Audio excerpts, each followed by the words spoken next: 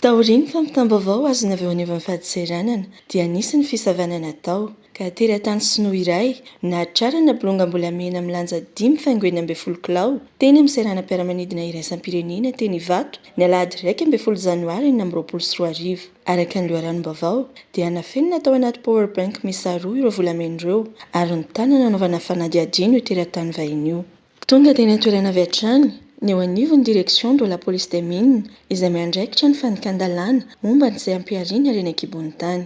Ny roso tamin'ny fanadihadiana mikasika ity tranga fikasana anondrana volamena an-tsokosoko ity izy ireo niaraka tamin'ny teknisianina avy amin'ny laboratoire des mines izay nanatanteraka ny fitsirihana sy ny famantarana ny manodidina ity vokatra ireny ankibonin-tany kasaina ahondrana an-tsokosoko ity. Milanja 5.12 kilao ireo volamena ireo ary sidina Ethiopian Airlines hiazo an'i Dubai ny saika andehanan'ilay teratany sinoa.